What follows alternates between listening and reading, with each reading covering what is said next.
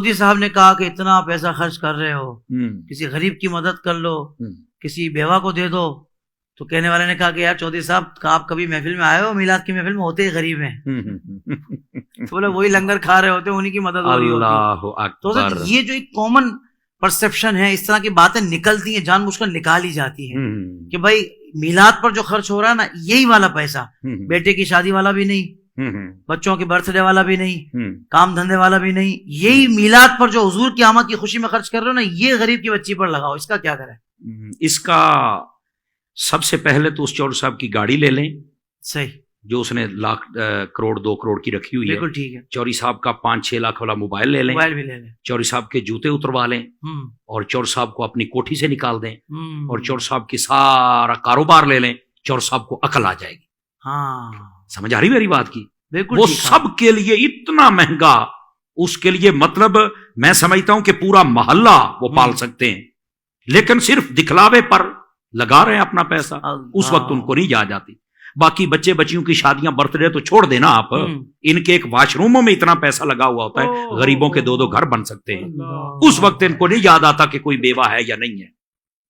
اور ویسے بھی آپ دیکھیں جب الیکشن کے دن آتے ہیں کتنا خرچہ ہوتا ہے، جلسوں پر، جلوسوں پر، جھنڈوں پر، بینروں پر، فلیکسوں پر. کوئی اعتراض نہیں کرتا، کوئی بیوہ نہیں آتی. وہ یہ کون سی بیوہ یار جو ربیع الاول میں ہی آتی ہے؟ میں نے تو مرکز الاولیاء لاہور شریف میں تقریر کر رہا تھا، تو ایک بندے نے پرچی لکھی آپ کسی بیوہ کو دے دیں. میں نے تقریر روک دی. میں نے کہا بھی جس نے پرچی لکھی ہے جلدی کر بیوہ لے کے آ، تو ہمیں بیوہ ہی دے، ہم پیسے نہیں دیں گے. اس بیوہ کا پکا خرچہ ہی میں اٹھاتا ہوں. یہاں کو بزرگ بیٹھا میں شادی کر دیتا ہوں، انشاءاللہ آپ کو شکایت نہیں آئے گی. بیوہ دو مجھے. وہ پنجابی کے اندر پکا ٹاگ کالا ماں. یہ کون سی بیوہ جو ربیع الاول میں آتی ہے؟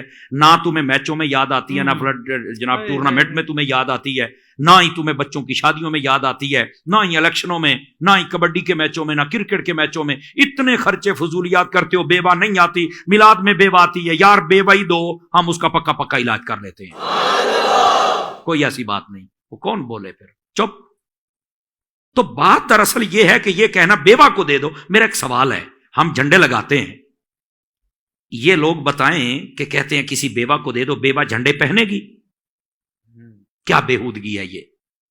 فلیکس اتار کے بیوہ کو دے دو، کیا وہ فلیکس پہنے گی؟ نہیں. آپ اس کے پیسے دے دیں. تو میں نے کہا پیسہ تو آپ کے پاس بھی ہے، دینا آپ پیسہ. تو یہ ایک بےہودگی والا اعتراض ہے، نہیں کرنا چاہیے یار.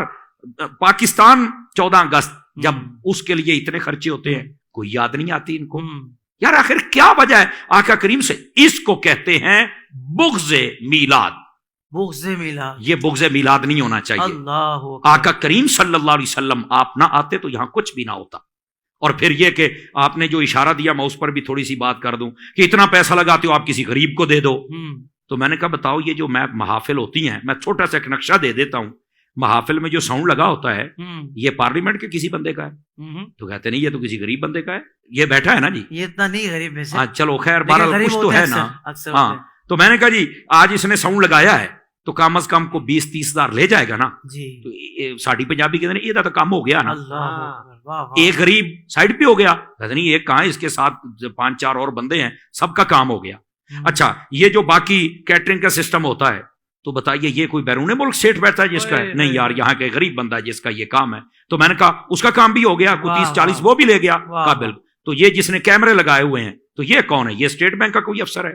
تو کہتے ہیں نہیں یار یہ بھی علاقے کا ایک درویش ہے، غریب بندہ کام کرتا ہے، محافل پہ جاتا ہے، کسی اور محفل میں نہیں جاتا جو دنیاوی ہوتی ہے. اللہ کر کے نہ ہی جائیں، ٹھیک ہے نا جی، اور جانا بھی نہیں چاہیے جو محافل ریکارڈ. تو اس کو 10-20 مل گیا، اس کا کام بھی ہو گیا. اچھا تو میں نے کہا یہ جتنے انتظامات کرنے والے، لائٹنگ کرنے والے ہیں، تو یہ کون ہے؟ یہ کون سے مجھے لیکچرار ہیں، پروفیسر ہیں، بتائیے کون سا یہ MBBS ڈاکٹر ہے؟ تو کہتا نہیں یہ بھی غریب ہے. میں نے کہا ان کا 20-30 مل گیا، ان کا کام بھی ہو گیا. کہتا ہے ان کا کام بھی ہو گیا. تو میں نے کہا تم تو کہتے ہو غریبوں کو دے دو، یہ غریبوں کو ہی تو دے رہے ہیں، اور کس کو دے رہے ہیں بتائیے؟ جتنا لنگر پکتا ہے آپ بتائیں، ہم پکا کے پارلیمنٹ میں بیچتے ہیں؟ اللہ بتائیں آکسفورڈ میں بیچتے ہیں ہم؟ کہاں بیچتے ہیں ہم؟ کسی شاپنگ مال میں ہم بیچتے؟ بتاؤ تو صحیح نا. ہم انہی حضور کے دیوانوں میں بانٹ دیتے ہیں، اور شاید ہی گلی محلے کے کوئی غریب گھر ہو جس میں لنگر نہ پہنچے. حضور کا میلاد و لنگر ہے ہی غریبوں کے لیے. اللہ اکبر. بلکہ حضرت میں ذکر کروں یہاں پر، میں نے کئی شہروں میں ایسا دیکھا کہ عنوان تھا کہ میلاد کی خوشی میں 63 بچیوں کی شادی کروائی جا رہی اجتماعی.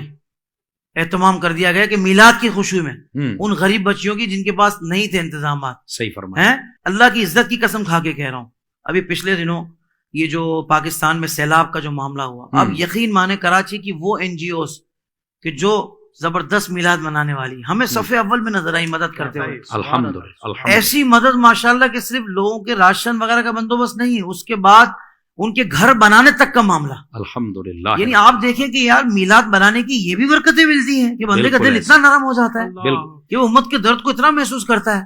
تو میں تو کہتا ہوں یار اسی نیت سے میلاد منا لو, اور نیت نہیں بن پا رہی تو تم اس نیت سے منا لو, انشاءاللہ باقی بھی بن جائے گی نیتیں کہ میلاد منانے سے اتنا دل نرم ہو جاتا ہے کہ پورے پاکستان میں وہ پھیل گئے اور وہ کہتے ہیں کہ بھائی ہم سب کی مدد کریں گے, یہ میلاد منانے والے جو باقاعدہ میلاد مناتے ہیں. تو الحمدللہ یہ ہے میلاد منانے والے. آج جب ابھی ماشاءاللہ میلاد منانے والوں کا دامن بہت وسیع ہے.